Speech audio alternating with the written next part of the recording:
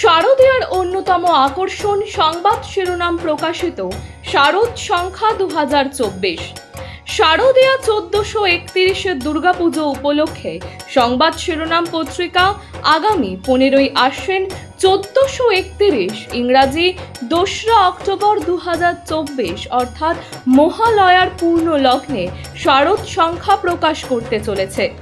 আপনাদের জানাই, এই শারদ সংখ্যায় আপনাদের রচিত গল্প, প্রবন্ধ, নিবন্ধ, ভ্রমণ কাহিনী, কবিতা প্রভৃতি প্রকাশের জন্য আমাদের পাঠাতে পারেন।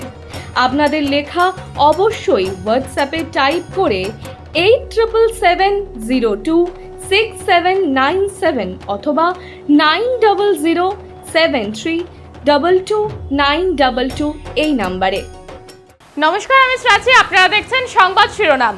বিধানসভার উদ্যানে বন মহোৎসব 5ই আগস্ট এর উদ্বোধনে উপস্থিত ছিলেন পশ্চিমবঙ্গের মুখ্যমন্ত্রী মমতা বন্দ্যোপাধ্যায়।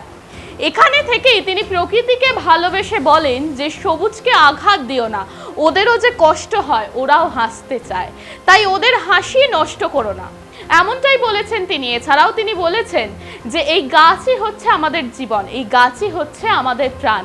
তাই তিনি বলেছেন প্রত্যেককে ফুলের তোড়া না দিয়ে যদি একটি করে গাছের চারা দেয়া হয় তাও হয়তো ভালো।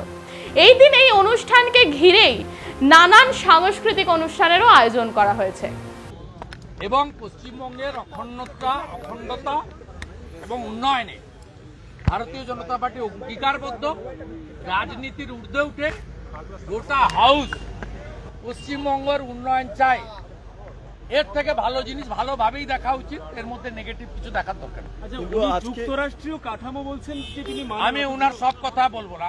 ওনার আগে বক্তব্য ছিল, উনি 30 মিনিট বলেছেন, আমার 12 মিনিট ছিল। আমাদের তো লাল বাতি জ্বালিয়ে দেয় স্পিকার সাহেবের এক চোখ বন্ধ। পার্লামেন্টে লিডার অফ দি অপোজিশনকে কিভাবে রেসপেক্ট করে সেটা এখানকার স্পিকার জানেন। তা আমার যেটুকু টাইম ছিল, আমার অনেক কিছু বলার থাকলেও সুযোগ থাকে না। মাননীয় মুখ্যমন্ত্রীর অ্যাডভান্টেজ আছে, তিনি তার সব বলে গেছেন, আপনারা শুনেছেন। কিন্তু যেহেতু আমি আগে বলেছি, তাই মুখ্যমন্ত্রীর কথার আমি কাউন্টার করতে পারিনি।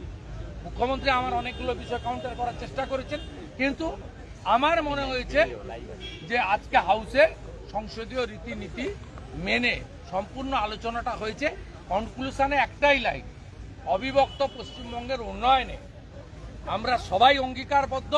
ভারতীয় জনতা পার্টি সর্বাগ্রে অঙ্গীকারবদ্ধ, কারণ ডক্টর শ্যামাপ্রসাদ মুখার্জি এবং PR ঠাকুর তারা আমাদের পশ্চিমবঙ্গ দিয়ে গেছে। বলছি আজকে অনাস্থা প্রস্তাব এনেছিলেন আপনারা, কি হলো? এনেছিলাম, আমরা চেয়েছিলাম অনাস্থা নিয়ে আলোচনা হোক। স্পিকার মহোদয় বিজনেস রুলসের মধ্যে ঢুকেছেন, যেহেতু উনার বিরুদ্ধে আনার, উনি ডেপুটি স্পিকারকে দিয়ে রুলিং দিয়েছেন। আমরা জানি তিনি হাউসকে চলমান রাখছিলেন যাতে রাজ্যপালের কাছ থেকে অনুমোদন নিতে না হয়। এই কারণেই প্রথমবার 24 সালে বাজেট অধিবেশনে রাজ্যপালকে দিয়ে বক্তৃতা করাননি। আমাদের পাতা ফাঁদে আজকে ডেপুটি স্পিকার মহোদয় পা দিয়েছেন। এরপরে উইন্টার সেশন করতে গেলে ফাইলটা পাঠাতে হবে রাজ্যপাল মহোদয়ের কাছে। বিজেপির পাতা ফাঁদে আজকে পা দিয়েছিল।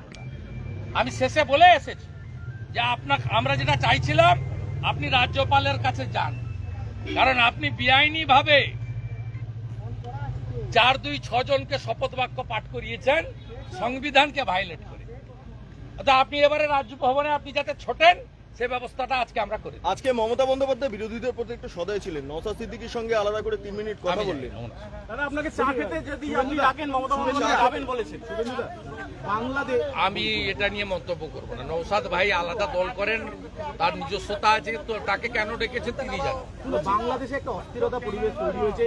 আপনারা প্রস্তুত থাকুন, 1 কোটি শরণার্থী পশ্চিমবঙ্গে আসবে।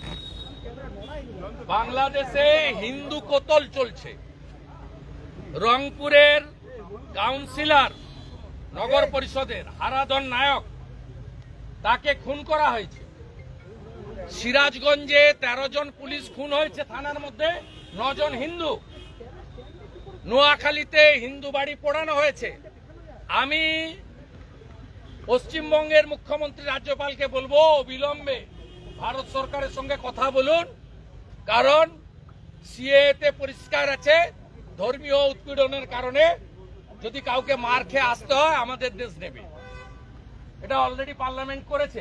আমি আপনাকে বলছি, এই পরিস্থিতি যদি 3 দিনের মধ্যে কন্ট্রোল না হয়, জামাতের হাতে, মৌলবাদীদের হাতে বাংলাদেশ যাচ্ছে। 1 কোটির বেশি হিন্দু শরণার্থীকে নেওয়ার জন্য সবাই মানসিক প্রস্তুতি নেন। মানুষের পাশে, মানুষের সাথে আমরা আছি এই বাংলাতে। আপনারা দেখছেন সংবাদ শিরোনাম। দেখলেন তো অনেক কিছু, এবার দেখুন নতুন কিছু।